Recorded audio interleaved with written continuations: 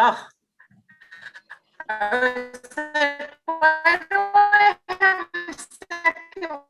Hey, Kristen, it looks like your feed is he's going off of pretty my delayed. site because Kristen, it looks like your feed is okay.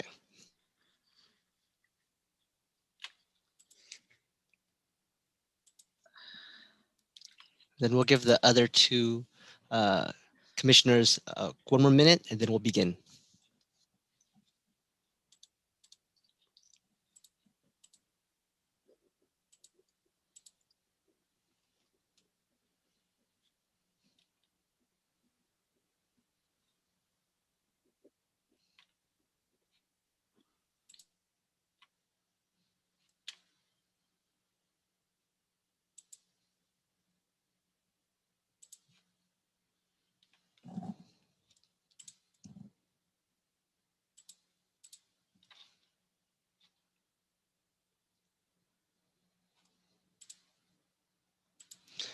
And Chair Eskridge, when you are ready, you are free to begin the meeting. This meeting of the Arts Commission is called to order at 7:03 p.m. Before we get started, I'd like to remind commissioners of some procedural items for this meeting. During the meeting, commissioners and participants should remain muted when not speaking. If commissioners or participants have a question or comment, please use the raise hand feature. Speakers will be called upon one at a time. A random order voice vote will be administered by city staff for each vote. The Arts Commission meeting is being conducted using teleconferencing in electronic means consistent with the State of California Executive Order N2920 regarding the COVID-19 pandemic. Members of the public may provide audio public comment by connecting to the teleconference meeting online or by telephone. Use the raise hand feature to request to speak, *9 on a telephone. Teleconference meeting details are available on the Arts Commission meeting agenda. Comments on matters not on the agenda must be submitted prior to the time of the chair calls the item for oral communications. Comments on agenda items must be submitted prior to the time the chair closes the public hearing on the agenda item. Speakers are requested to keep their comments to no more than 3 minutes, and time limits will be enforced. Guidelines are posted on the Arts Commission meeting agenda. Next is roll call. City staff, may we please have the roll call? Chair Eskridge, Present. Vice Chair Cerrone, absent. Commissioner Vaughn, Present. Commissioner Gluckman, absent. Commissioner Veith. Present. Council Liaison Mayor Klein. Present. We currently have 3 council members, 2 absent, and a council liaison present. Okay. Oral communications. A reminder to the public, please raise your digital hand or dial *9 on a telephone if you wish to address the commission on a topic that is not on tonight's agenda. City staff will ask you to unmute your microphone when it is your turn to address the commission. City staff, do we have any members of the public wishing to speak under oral communications? For any public that are looking to make comments, please raise your hand. At this time, we do not. Okay. Presentations. Next on the agenda is presentations. Ask for any questions or public comment at end of each presentation. Our first presentation is item 210336, Hands and the Arts Festival. Project scope introduced Michelle Bridget Ragsdale and Recreation Services Coordinator. Ask for any questions or public comment at each presentation. And I just wanted to really briefly, before handing it over to Michelle Bridget, just introduce her. Some of you may have recognized her from the past. She's been here for about 6 years, 7 years, something like that. But she has been an amazing driving force for this event, the in-person event. She's chaired it for a few years and also been a huge support over the number of years. And so we invited her, and we're really excited to have her come share with what the event's going to look like this year and how we might be able to get you guys to engage or participate. So with further ado, Michelle Bridget. Great. Thanks, Trenton. Okay. So thanks so much for letting me come and talk about our 36th annual Hands on the Arts Festival. You can do the next slide. This year, it's going to be a drive-through event since we're not able to, have our usual plan of having a large crowd together. So we're kind of taking a little mix of our pivot that we did last year. 2 months before the event, we went from planning an in-person event to a virtual event. And so we're going to take aspects of our virtual event and then have some live performances. And as for families, as they come and pick up their art kit to actually do some of the arts and craft activities at home, that they can enjoy some in-person activities as they drive through the event at the community center. Next slide. So what we've done is we've kind of taken a look at the campus and we've developed a plan and this is our driving route where guests and participants will purchase tickets per child for their art supply bag. Our goal is to do 200 supply kits. And they'll enter off of Michelangelo, they'll check in, and then they'll kind of make their round around the building following the yellow road, the yellow path. And our plan is to have different performance stops. So while they're waiting for the next stop, they'll be able to watch something that's like about 2 to 3 minutes long at each stop. And we're currently working on getting all those performers. But one thing that we have that I can happily be excited to say is we have Edgar Ochoa coming back as an artist with our Paint a Car.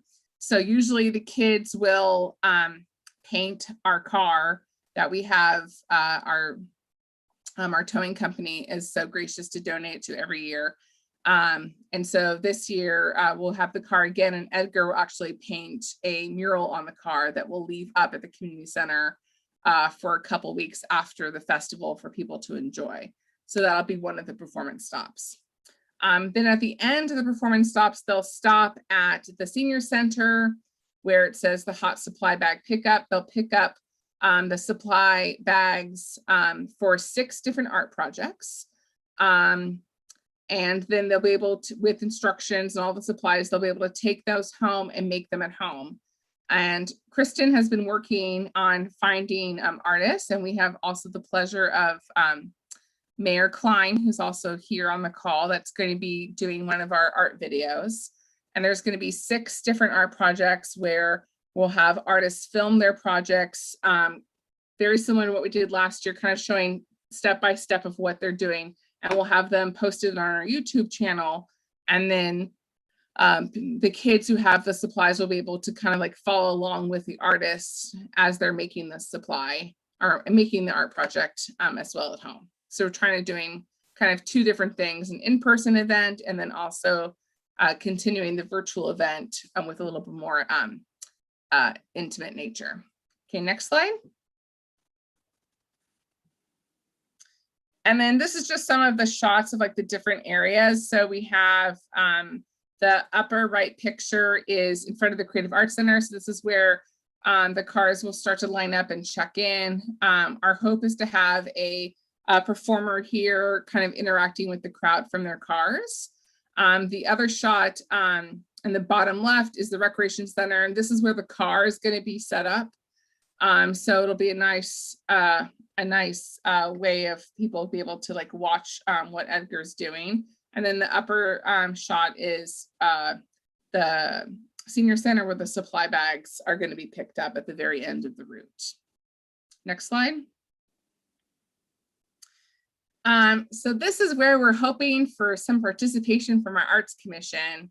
Is we were really looking at all the different activities, and something that's just been staples, that's been a staple at the festival, which is our string thing, or our string sculpture. And normally we have a wonderful volunteer who runs this booth and sets up different poles, and then has a whole bunch of different stuff, and the kids just kind of go wild, and every year it looks slightly different. And we thought it would be cool to continue this fan favorite and have, looking for your help, art commissioners, to bring this to life, and inviting you to create your own string sculpture during the event. And as the cars pull up, giving the kids in the cars options of, what do they want to add to the string sculpture, and then adding those pieces that the kids picked out as the art commission, to add it actually to the sculpture, so the kids can see it grow, while they're in person. But then also we'll be posting on social media at the end of the day the final product. So it's a great way of getting people engaged to see how the art was assembled at the end of the day. So this is a picture from a few years ago of one of our string sculptures, to kind of give you an idea. It's really can be anything. It can become anything it wants it to become, with a whole bunch of knickknacks, mylar, strips, yarn, you name it, it can be added to it. Okay, Ricky, next slide. So this is kind of our preliminary advertisement that we're doing for the for all of the participants. So our plan is to do it. We usually do it the third Saturday of May. So that'll be Saturday, May 15th. We are going to be selling tickets to the supply kits, and we're gonna and we're kind of trying to like finalizing the time frame of the event. Tentatively, it's from 10 to 2. That might change. It might become shorter, but it won't become longer. So we're looking for a commitment of art commissioners to be available between 9:30 and probably 2:30 the latest, or do a split of the shift, if that gives you an idea. And that's pretty much it for my presentation. Do you have any questions?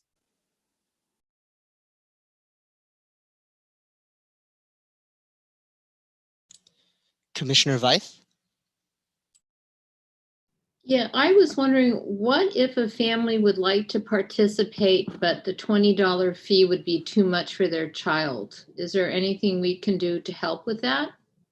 Oh, that's a great question. So we do have our fee waiver program.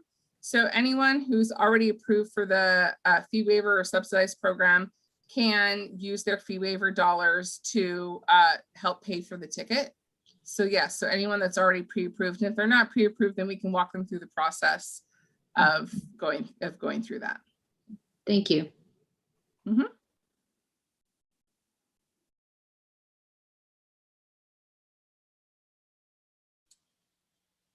Commissioner Vaughn? So I noticed you had, it said appointment only. So is that how people are going to come through, like at their designated appointment time? And then what does that look like if they, don't make it on time? Oh, that's a great question. So, as we were saying, we have 200 supply kits. That's our goal. And we realized that some cars will obviously have more than one child in the car. So what we're going to do is we're going to be selling the tickets beforehand, and then we'll be, we have our appointment scheduler that we've been using for Lap Swim or the Pottery Studio. We'll be using that same platform to invite people to make an appointment. And so when we're selling the tickets, and one of the questions is be how many kids are going to be in your car of how many tickets you're buying, or how many cars you're going to be in. So then once we get an idea of how many cars, then we can figure out the number of appointments that we need. For each station, we can have no more than 3 cars at a station for sight lines. So it's kind of like a jigsaw puzzle. So we don't really know like when the appointment times will be until we start selling tickets and kind of see like how it all gels together. And just to add on top of that too, we don't, if they miss it by 10 minutes or even 15 minutes or come early or come late, it's not going to matter because we're basically, as Michelle Bridget mentioned, we're going to be setting up groups of 3 cars at a time. So whatever 3 cars show up, if they've got, if they've purchased supply kits, they're going to be those next 3 cars that move forward. And then the next 3 cars that show up, they're going to be in the next group. So it's more, the appointments is more just to spread out the cars so everybody doesn't show up at one time. So we'll be able to manage it that way is what we're really hoping. One good thing we've been able to do was learn from the drive-through breakfast with Santa event that took place in December. So we've been able to have some conversations with staff that worked that event also to help make sure that we can, you know, monitor and moderate to make sure that the traffic flow is somewhat even.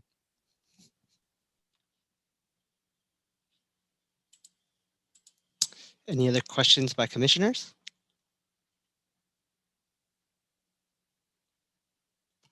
Commissioner Weiss? So in addition to helping the day of the event, is there help that would be needed prior to the event? At this point, oh, Chris and I were just talking about this earlier today. I don't know if we really need additional help. The one thing we thought about is if anyone was interested in starting the string sculpture before Saturday, like that could definitely be happening the day before just to get something started, because we do put the stakes in the ground the day before as part of our prep anyway. But as far as anything else, no, I don't think so. Kristen, you can chime in. Yeah, the only other thing might be help putting the kits together, but we would need to see, because that would be staff driven. We don't know exactly where we'll be in terms of how much help we can get from volunteers. So we are really looking at casual staff and mainly full-time staff to help put this together. So depending upon what our schedules are like at that point in time and how many staff is available, we may need to call on our commissioners who love to help to come help.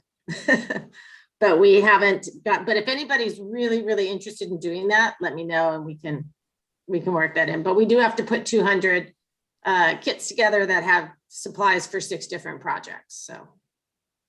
Yeah, we were able to put together 200 kits last year with different shifts of full-time staff coming in. So we should be able to do it. But of course, if anyone's interested in helping out, we're more than welcome to have you join us. And then we do have a question from an anonymous attendee asking if we will have a hashtag that families can share during HOTS. Oh, yes, we do have a hashtag. That's a great question. I have to double check, but yes, we will have a hashtag that we'll be having in all of our social media items. Thank you very But much. I don't know what it is right now.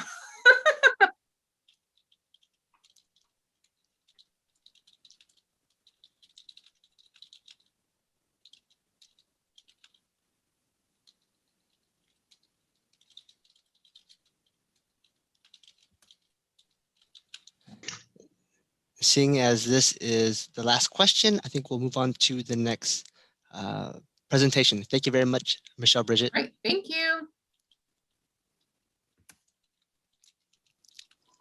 Okay, next we have item 210265, study issue update citywide. Ricky Lee is going to, the administrative aide is going to introduce this project. Ask for any questions or public comment at the end of each presentation.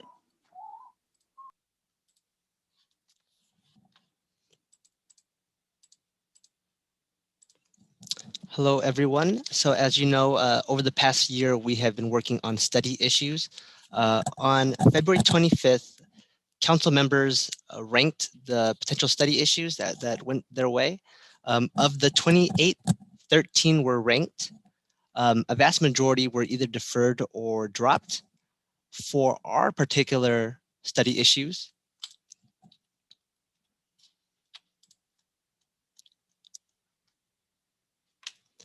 LRS 2101, establish an artist in residence program, and LRS 2102, artist in private development, recycle, reuse, and repurpose. Those were recommended to drop. Now, although they were dropped as a study issue, we are looking forward to possibly adding them as items and folding them into our MPPA, Master Plan for Public Art. And these are all items that we are going to be discussing at probably our April meeting when we are ranking our public art list. And future dates to please have on your radar will be March 16th, which just passed yesterday. Council should have received some recommendations from the city manager regarding how he feels about these study issues, budget-wise or staff-wise. And then on May 20th, they will have a budget workshop, which they will assign funds to these study issues. And that concludes my presentation. Do we have any questions?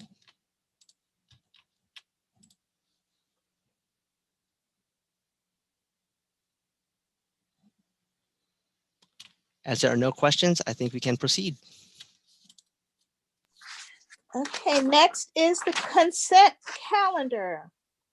Since we remain in a virtual setting, I will ask my colleagues to use the virtual raise hand feature to indicate the wish to speak.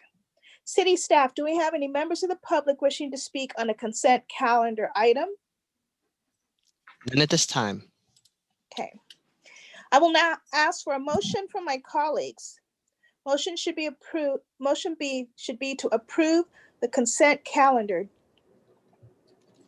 I motion to approve the consent calendar. Do I have a second? I second. City staff, please conduct a random order voice vote. Commissioner Vaughn, Yes. Commissioner Veith, Yes. Chair Eskridge. Yes. The motion passes 3 with 2 absent. Okay. Next, public hearing, general business, 210391. Approve art in private development project. Sunrise Assisted Living, 581 to 583 Fremont Avenue. Is there a staff report? No, Kristen Dance will give the report. And since we remain in a virtual setting, I will ask my colleagues to use the virtual raise hand feature to indicate they wish to speak. Do we have any questions or feedback from the commissioners?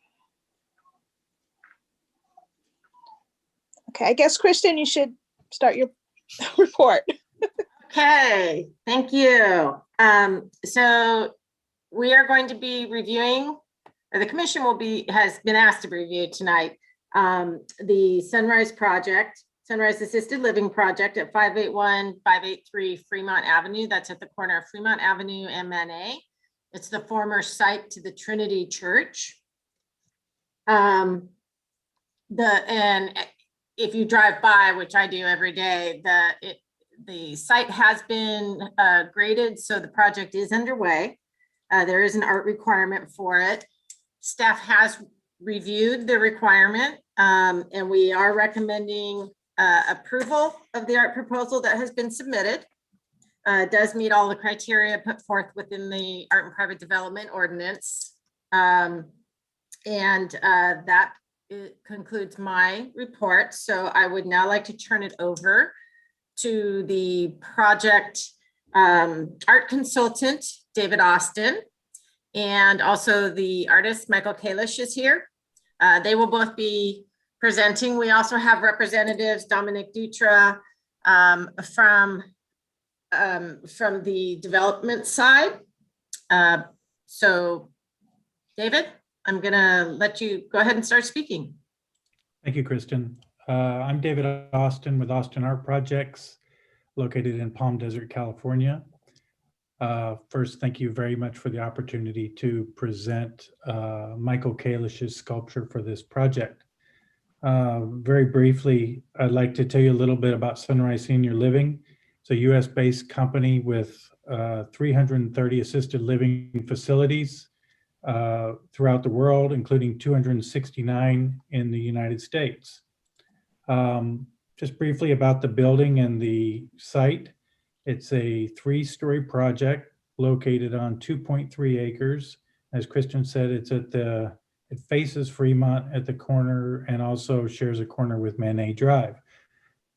Michael, I don't know if you knew that Manet Drive for your art project sounds pretty good. The project has 90 residential rooms for up to 120 residents and approximately 110 square feet, including an underground parking garage. I don't know if our architect's on, but it's a very handsome building for an assisted living project and a nice backdrop for sculpture. Sunrise has recently embarked on a more focused program of incorporating public art installations where the circumstance allows, and Sunnyvale is one of those projects. As the art consultant, I was tasked with not just placing a sculpture on site, but creating a meeting place or oasis for families, visiting loved ones, as well as a nice spot for the public in Sunnyvale. The selection process was guided by a goal of selecting an artist and work which would be uplifting for both the residents and the public. I have a lot of personal experience with my parents in assisted living facilities, and I share the philosophy that Sunrise has. It would have been very nice to have had something public art, sculpture, and oasis to visit. And it's a unique opportunity, I think, for the artist and for Sunnyvale, frankly.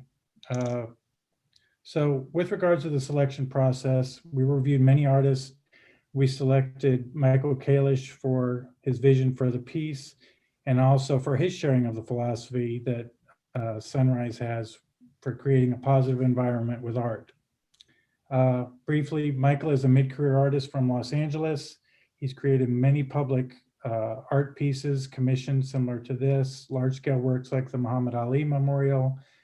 He's had solo exhibitions at museums, including the Riverside County Museum, the Guggenheim Museum in Las Vegas, which no longer exists, and has works included in many permanent museum collections as well. Michael's here, and he's going to follow my visual presentation with a little bit of his vision for the piece and also for his thoughts on public art. So with that, Ricky, may I have the first slide?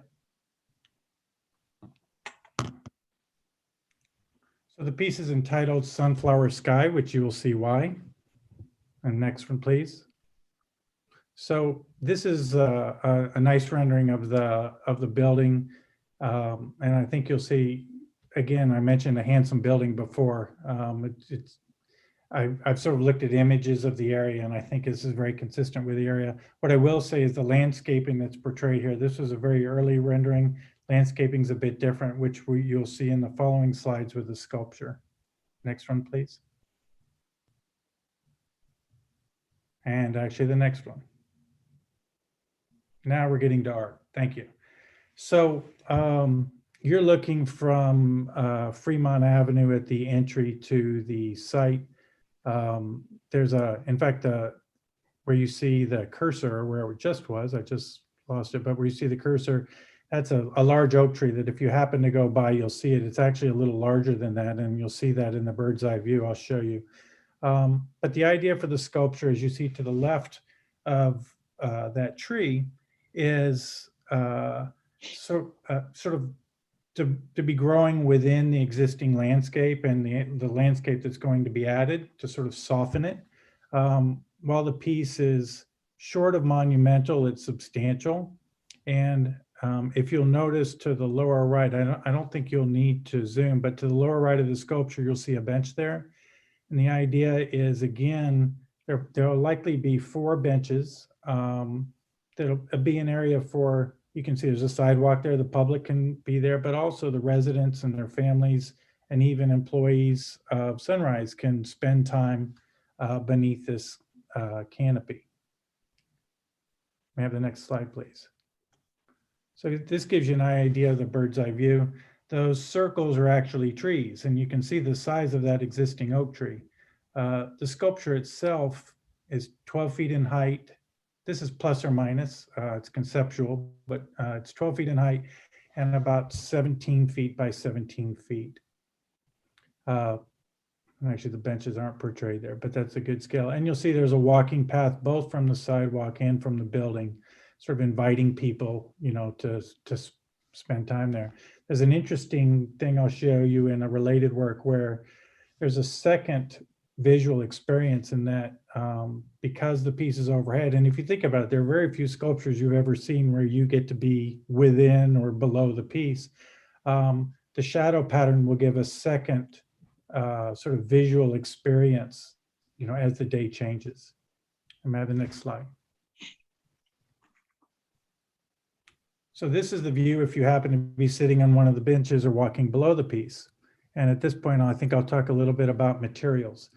So the piece is comprised of dozens of really intricately laser cut sunflowers that are of aluminum, and they'll be on either aluminum or steel stems, armature stems, and again, float above the viewer. An interesting thing about the manner in which it's fabricated is that the piece is all mechanically fastened, meaning that if there's a force majeure, some nature event, the piece, any part can be removed and worked on, etc. Hopefully that never happens. Pigment is a military grade powder coat. Since this is a public art commission, I'm sure that painted sculpture has been discussed in the past. I actually had a gallery in Palm Springs, California for 30 years where we have intense sun, and we have actually had Michael Kalisch's sculpture there for more than 10 years with no degradation of the paint itself. And again, the interesting thing is that the piece is modular. So it won't, at that scale, it has to be. So may I have the next slide too, please? So this is a top view, and you'll see in the next image, in a coming image of a related work, this is going to give a really interesting visual experience to the residents of Sunrise, in that the people on the second or third floor will actually be able to look down upon the piece. So there will be different experiences, whether you're sitting below, whether you're upstairs, up on the upper floors of the project, or just happen to be driving by either on Manet or on Fremont. Let's see, next slide, please.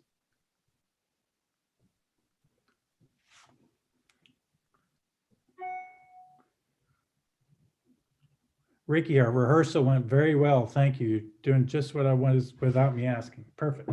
So this shows you, again, those circles are diameters of trees. You can see that's a really big oak tree on the corner, but the oak tree is not, I guess the limbs of the tree are actually above currently the sculpture. So it won't be tucked underneath unless you were looking from one direction, but it'll be kind of nice because those larger trees will sort of soften the sculpture rather than it just being placed by itself. And I think you see these sort of inviting nature when you're driving, you're approaching it for the families that are coming in, but also it's relatively close to the sidewalk while still being safe and within the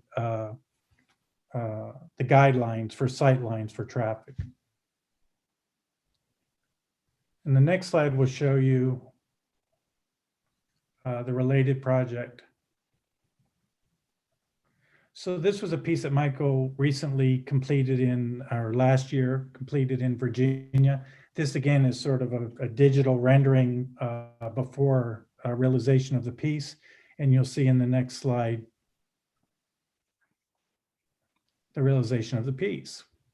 And hopefully the interaction of people. I think this is a great slide when you see the two kids checking it out. This is just upon installation. As you can see, they had it sort of blocked off around there. This piece actually is somewhat smaller than the one that would be at Sunrise. I think this is 12 to 14 feet in diameter. So the piece at Sunrise will spread a bit. The other thing, I think, and Michael will speak to this in a moment. The other thing I think artists, when they do one piece, they learn things before they go to the next piece. And the elements of the piece that would be in Sunnyvale, the individual flower elements are going to have some bends and twists and be a little even more organic in nature, where these are sort of flat planes and almost feel a little more pop art. The one in Sunnyvale will be sort of more organic, is the best way to put it. And the next slide, please. So this is, if you look at the shadow, I think this is something pretty wonderful about it. And this is what's going to happen in Sunnyvale as well. As the day changes, the array of shadows on beneath will change as well. So the romantic part's done. Now I'll talk a little bit about maintenance. Sorry, that's lighting. That one was from, if you want to know about lighting, we'll tell you about that.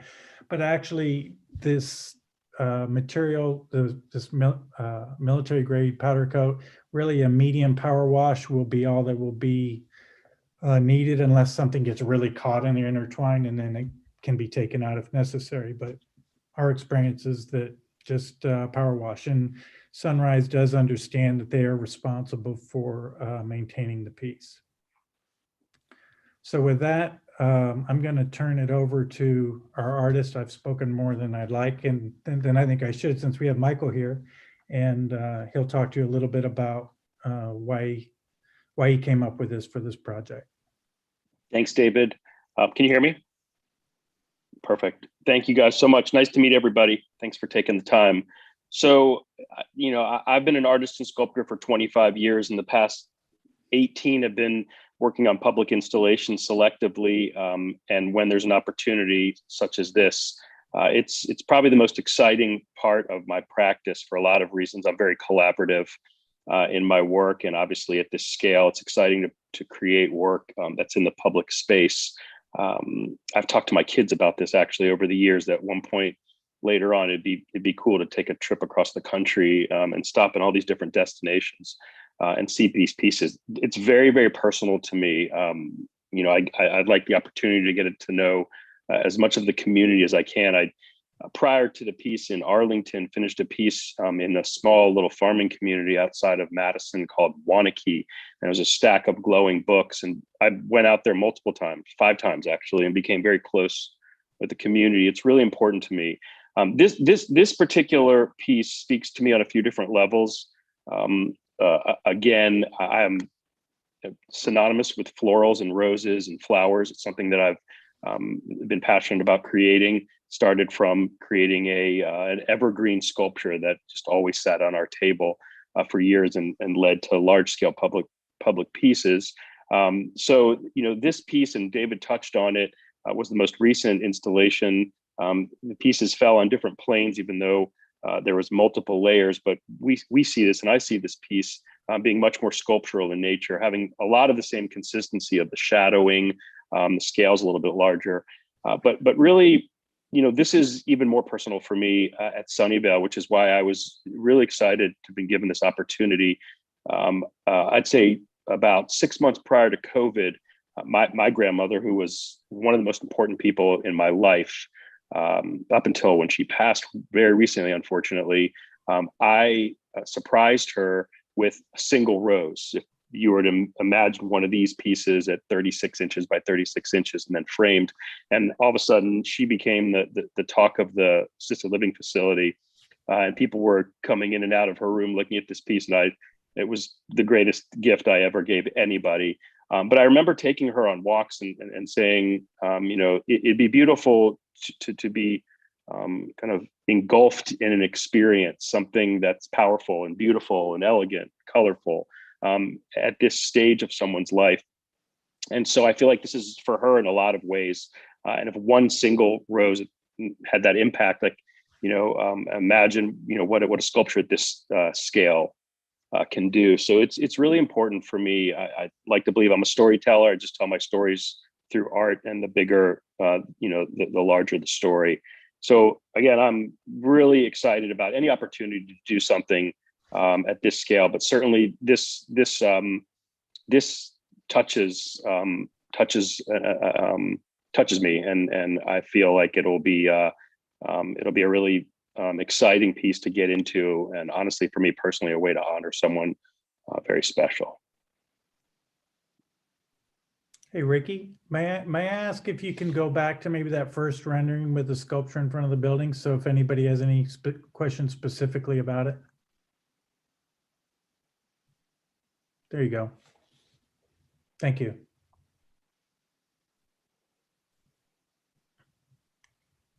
And then if the presentation is over, then we'll take questions at the very back of it. Okay, we're through with our presentation. Okay, perfect.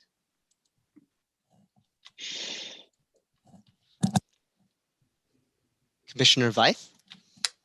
So I have a couple of questions. First, I really like it. I think it makes me happy to see it. I think it's really very cool. So the first question I have is, will the sculpture provide shade just if you sat underneath it? So then the question would be, if that's the case, could we have benches underneath it so people could sit in the shade and then look up through it? And then the next question is, do you work with recycled materials? Could part of this sculpture be made from some recycled materials? We're thinking sustainability, so that's it. Thank you. David, I'll tackle the second question, if you don't Okay. mind. Yeah, may I answer the first one, Michael? And then you Sure, go? of course. Yes, so definitely there, in the original rendering from Sunrise, there were 4, sort of pedestrian city benches.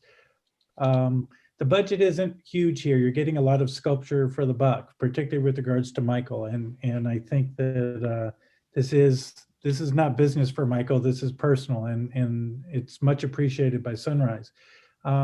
So the benches will relate directly to the sculpture. So we're planning on 4 benches, space allowing, and whether it's a matter of the palette of the benches or perhaps some sculpture element, it'll be exactly as you asked, because it doesn't suggest that you would go out there and stand under it. It's that you would spend time and relax in seating. So the answer to that is a definite yes.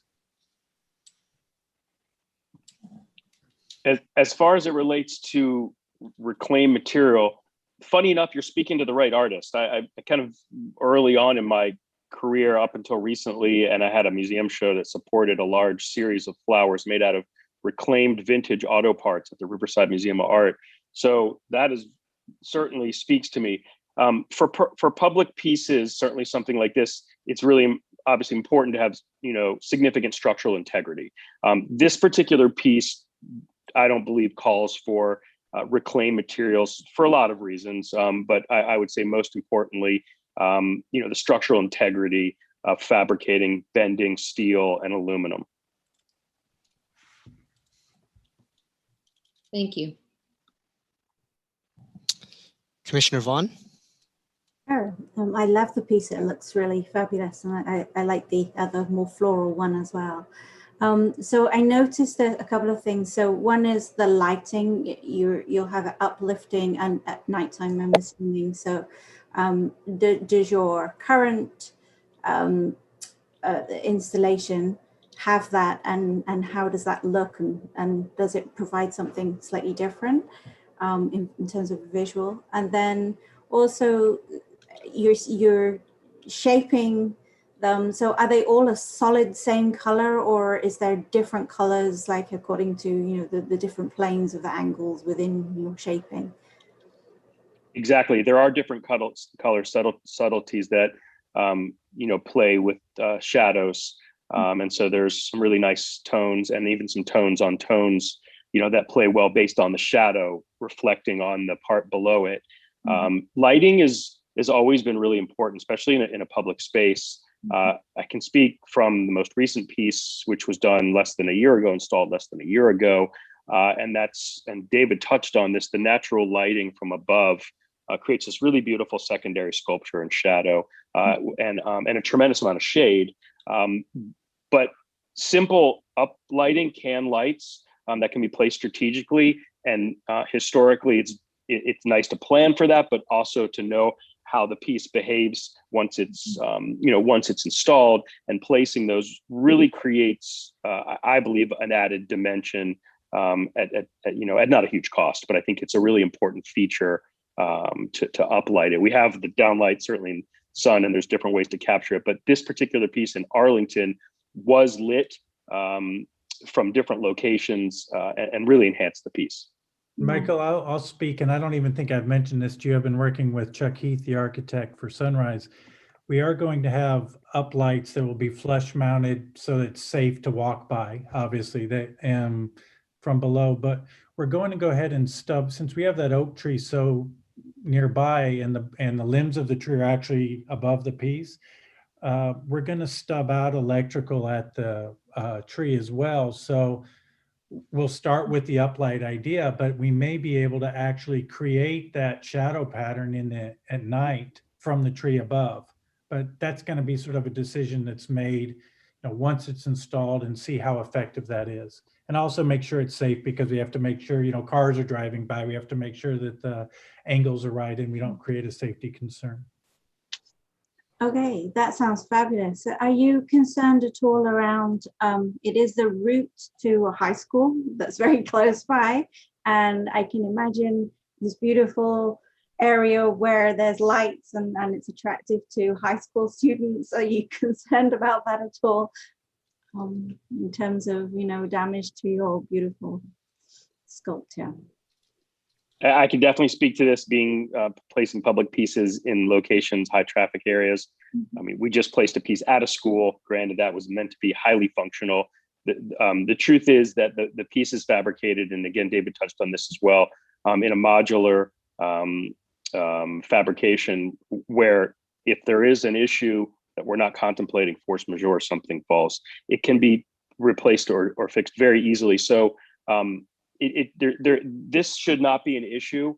It would take a great effort for somebody to get up in there.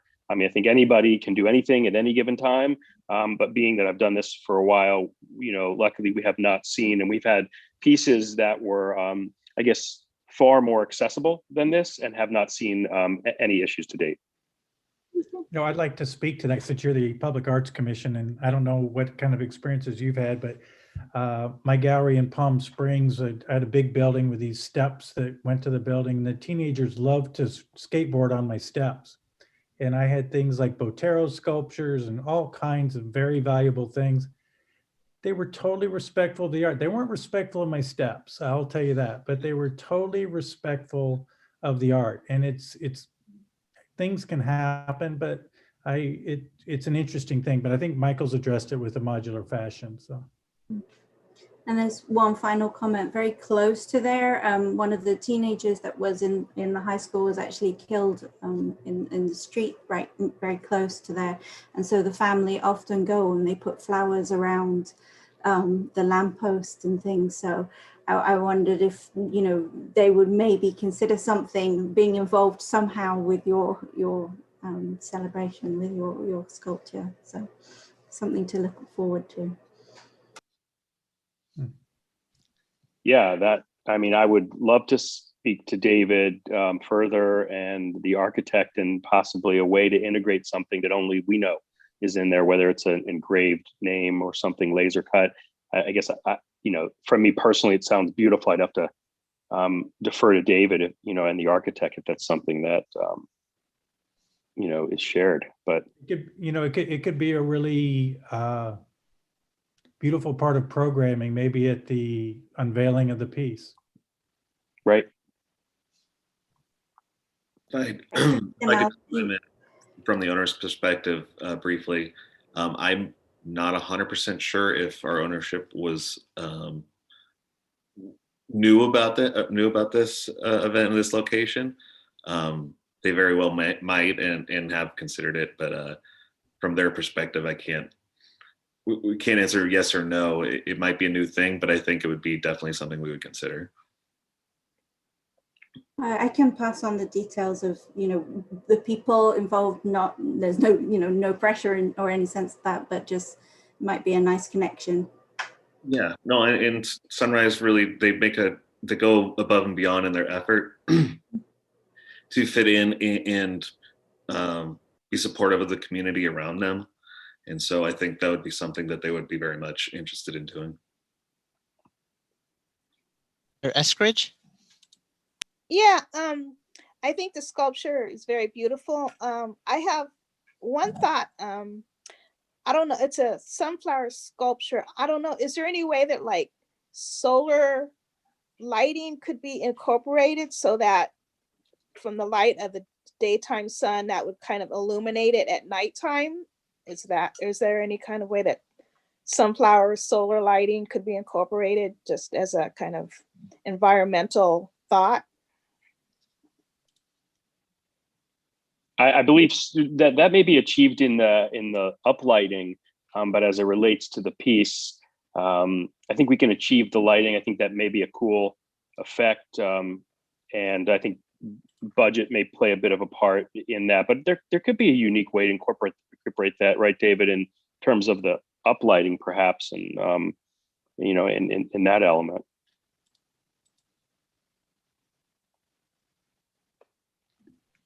Sorry, I lost you. Do you hear me? Yeah, we got you. Okay. I don't know how much you heard because you guys all froze. I was just going to say that I'd be happy to talk to Sunrise about that because it would be sort of a romantic idea that we're creating the sun at night from the sun during the day, since the shadow pattern is something that is part of the piece. Thank you. Any more questions, commissioners? All right. Thank you very much, artists. We really appreciate your time. You feel free to go eat dinner, and then we'll wrap up this meeting very shortly. Okay, so are you done with all of us? Yes, sir. Awesome.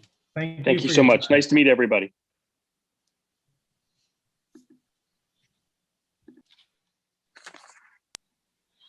Thank you. And just to confirm, the applicant can step away now. Do we have to do a vote, Ricky? Actually, we Yeah. do. Yes, Yeah, we we do. need to do a vote, yes. Oh, quickly, city staff, do we have any members of the public wishing to speak on the item? None at this time. Okay, I will now ask for discussion or a motion from my colleagues. City staff, please conduct a random order voice vote. I'd like to make a motion to accept or approve the art and installation that you set forth. I second.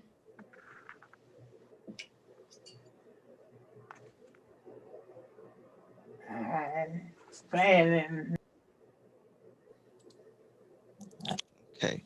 So random voice vote. Chair Eskridge, Yes, Commissioner Vaughn, Approved, yes. Commissioner Veith. Approved. The motion approves 3-0 with 2 absent.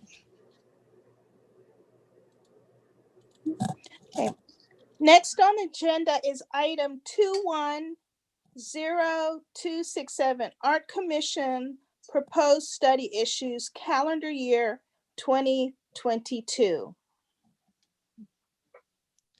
Currently, we don't have any proposed study issues, but this is a friendly reminder that if you have any ideas, that you can present them and then we can add them to the next agendized meeting.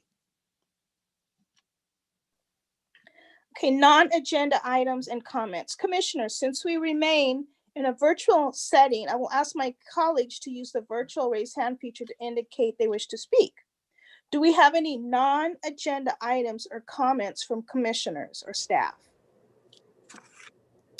Commissioner Veith? Yes, I just wanted to let you know that I have been in contact with the Heritage Preservation Commission because I wanted someone to come to speak to us directly about the history of Sunnyvale, given that many of our community members commented that they would like to see more art reflective of our city's history. So that's in the works. Ricky had suggested perhaps either the April meeting or the August meeting. So I have been in contact with them, but nothing's been firmed up yet. So I just wanted to let you know. It won't be a long presentation, probably 15 minutes and then questions. I just wanted to mention that I spoke with their staff liaison today, actually, as to the background of the request, and that if he has any questions to let myself know, or I offered up some time should he want to meet with myself or staff and their representative to kind of front load them as to so they come prepared to the meeting. So if he has any takers, they did forward it to their entire commission. So we'll see if anybody shows interest. Okay, thanks. Absolutely. Oh, I have a comment. This is March is Women's History Month. And just looking into the future, it'd be nice if we tried to acknowledge some women artists in Sunnyvale or pieces of artwork that are displayed in Sunnyvale that are produced by women. So maybe we could somehow think about that in the future. Just the thought just came to mind, so.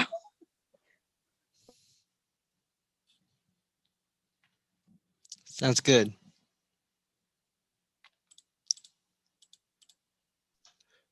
Do we have any staff comments? I was hoping that either Trenton or Kristen would give an update on where staff is on the public art process.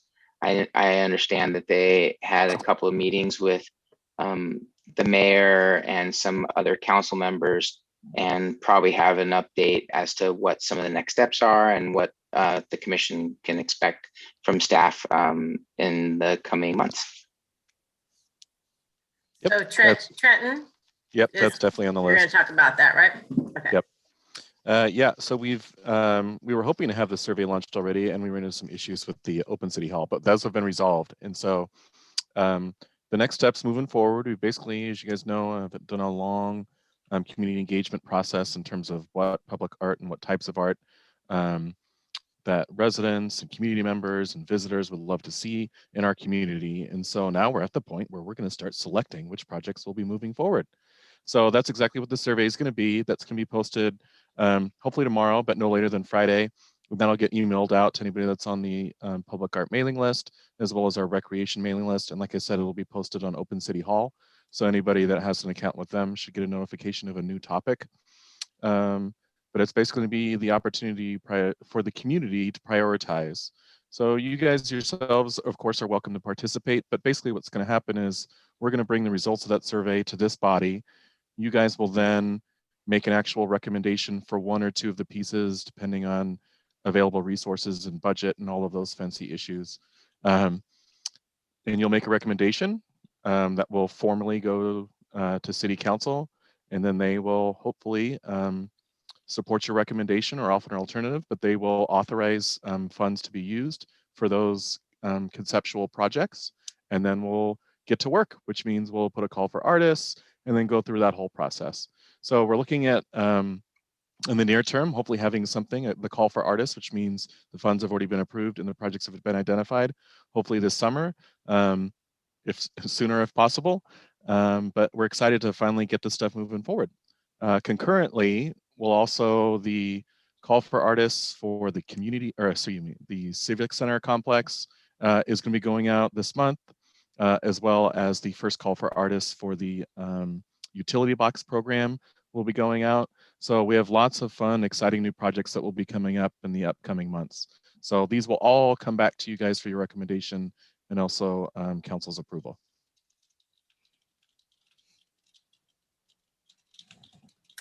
And I will add on to that with a few more updates. Let me just clarify. I love how zealous Trenton is that we're going to get all these calls out for artists this month, but it's actually next month, April, that they will all be going out. Trenton's just trying to work me to death, I'll tell you. Okay, so I wanted to let you guys also know that Washington Community Swim Center is coming right along. We expect to be on site the last week of March with the artist placing or identifying the exact locations for both of the sculptures, as well as the following week we'll be placing the footings for the sculptures. So that will be installed in early April, provided there's no hiccups. The Fair Oaks project is also moving along with James Moore's 5 sculptures that were selected. He is in the engineering phase. We've met on site once a month. So he will be starting fabrication sometime next month for those, and they'll be installed later in the summer. And then on the private development side, we've had a flurry of stuff going on. We actually have had 4 projects that have been installed, and many of them you might remember. So, and in July, we will be coming back with a complete list and photos of the installations for you of everything that's gone on over the last year. But just since January of this year, we've had several things happen.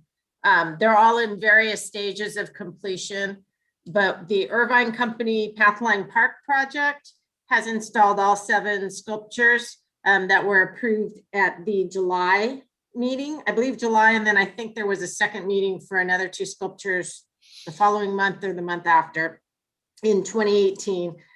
They're by a French artist, help me with his name, Trenton, Etienne is his first name, and I'm blanking anyway. There's 7 Corten steel sculptures that are along Maud, Mary, and Almanor Avenues. There is an 8th piece associated with that project that will be along Almanor. However, there are still tenants in place on that property. So that phase will be another year to year and a half out before we see that 8th piece come back. In addition to that, the Lane Partners project, which was approved by the commission in January 2019, it's at 520 Almanor. The artist was Gordon Huther, and it's a water cut steel piece that is, the imagery is redwoods, and it surrounds 3 sides of the parking structure. So it is actually in place. However, that project is still under construction. So the lighting isn't finished, the plaque isn't in place, and we cannot access the site. But if you happen to drive down Almanor and look up, you'll see it. It's hard to miss. And then the third thing that has gone in recently is it's Intuitive Surgical at 1050 Kiefer. And that was a Future Cities Lab project, who is the artist team of Natalie Gateno and Jason Kelly Johnson. And that's a huge interactive canopy of their folded petals, stainless steel petals. And it's kind of a bluish color, but it's very organic. It's 22 feet high.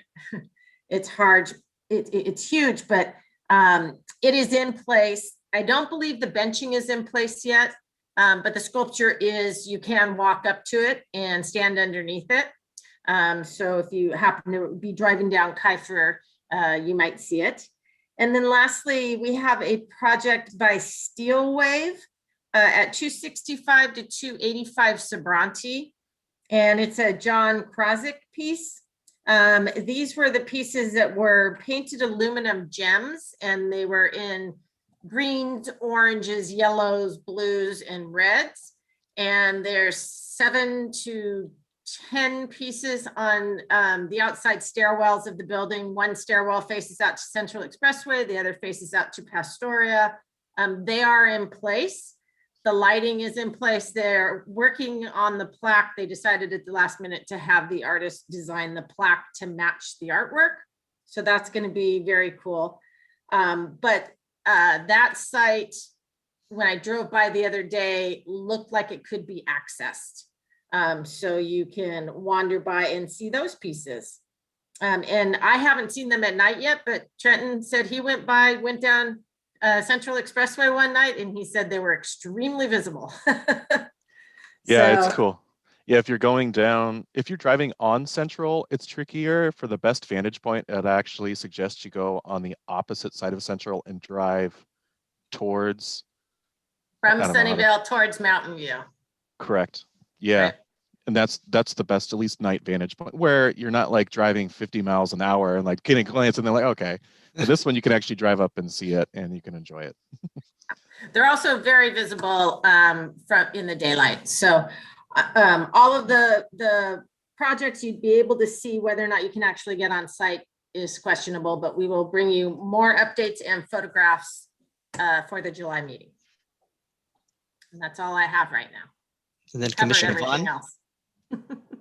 Awesome, cool. I wanted to say thank you for this. I got this. Oh, Yeah, that's really good. Is there going to be an addendum for any like additional projects that we add to our collection? I just thought of that. I don't know if there is. For the master to plan the master document. plan. Yeah. Mhm. Yeah, so actually, one of the things, I don't remember exactly how it's worded in the document, but there's going to be a periodic review of this. And so it's meant to, in its simplest form, be a living document, meaning this isn't the end all be all from here moving forward. Then in 5-10 years, we'll come back and we'll check in again and be like, how's this been going? And what areas have we heard feedback from that we might want to revisit and discuss at a deeper level? Cool. And at that point in time, we would update all of the lists for the installed, newly installed. I mean, it's constantly changing, so we won't be able to do it regularly, but did you want to mention the website? Website, Yep. yeah. That's the next thing on the list. For those of you that may not have read your Horizon article this summer, or this issue that came out, it hit your home earlier in the month, but the featured piece was the public art program in Sunnyvale, including yours truly, Kristen Dance. So thank you, Kristen, for sharing your insights and feedback and all of your hard work for this. So in that, of those you met it, we're also excited to launch the public art website on the city's website. So it's just as simple as searching public art, or if you just go under the recreation and community, there's a public art tab. Within that website, you'll see the master plan document, but as well, everybody's favorite new features, interactive maps, and a photo gallery. So that we've contracted with a third party. So those are not housed on our website, they'll direct you to a third party, but the interactive map is great in that it's mobile friendly. So as you guys have many of you have heard, hey, it would be great if I could just pull up on my phone, you know, what pieces are next to me. Here you can do it. So it's really great. So if you haven't had a chance, please go to the website, check it out. One thing that we had mentioned earlier was this community survey and the public art mailing list. We're also going to be starting a periodic newsletter. The feedback from the people that responded to that survey was that they basically wanted about quarterly, maybe a little bit sooner, depending on if there's a lot of projects going on or a lot of updates. But that's about, we'll be sending an email out through there, also encouraging people to engage with the website. You're also going to see Kristen spend a lot of great time, well worth it, updating some of the walking tours that they've had in the past. So these have been updated for current sidewalk situations, meaning some of them are not accessible as they were before. So I do appreciate her time in making sure that they're accurate. So those are 4 pre-mapped tours. So you can spend an hour or 2 with your family, and you can go walk in certain neighborhoods. We're also on that level, as you guys have also requested, as well as the public, about doing community engagement with these tours. And Kristen and I are working on that now. But we hope to have the first basically workshop and public, I don't know, we're working on the details for that one, but we hope to do basically workshops and sessions where we can help promote the program and engage the community in walking tours as well that are staff led or docent or volunteer driven as well. So Awesome. anyways, yeah. No, two other things, if that's okay. Okay, so one is Hands on the Arts, definitely would love to be involved in that, pre it or on the day, whatever, let me know. And then the other is for the assisted living. I know they mentioned that they might be able to do something for that family or be oriented around it. So I'm just wondering, so she would have graduated high school this summer. What is their timeline looking for their like unveiling or anything like that? I'm having to think about it. That's why I'm going, They haven't even No. broken ground yet. yeah, I don't think it'll be by the end of the school year this year. For sure, possibly the next year, but yeah. Yeah. They're pretty early on in the process, so. Cool. All right. But I will follow up with them and at least get an answer as to whether or not that's something they're going to be doing or whether they can't and why, so that we can come back to you and give you some follow-up for that. Sounds good. Thank you. So I have a couple of things as well. So you can count me in to help pre and the day of the event as well. So I'm happy to do that. And I have a process related question. Ricky, you had sent an email to us from a member of our community. What happens to emails that we receive like that? We look at them, but then does anybody respond to them? No, so we don't respond to the patron, but it is an item that we bring forth to the commission so they can review and discuss. Also, we had a moment during public comment for the public to speak on these subjects. Mhm. And then it looks like she didn't feel like talking at this particular meeting, but maybe we'll revisit it at another time. Okay. All right. Thank you. So Yeah, and and just to follow up on that quickly, Agnes, I have been speaking with, I believe it's the same member of the community. So I will follow up with her tomorrow. She was here as an attendee. Did we offer that public comment time now, or was that earlier we did it? That was Earlier. earlier. Okay. Yeah. Yeah. Okay. Thanks, Kristen.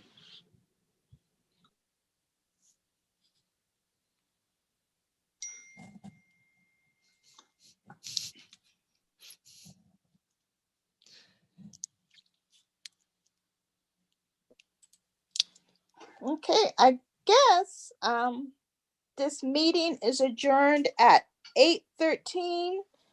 And I would like to thank everyone for your participation in tonight's meeting. Thank you, everyone. Night, everyone. And then, Kristen, can you please apologize to the artists and let them know that I sent them off too early, but they did get voted through. Thank you very much. All right, take care, everyone. Good night.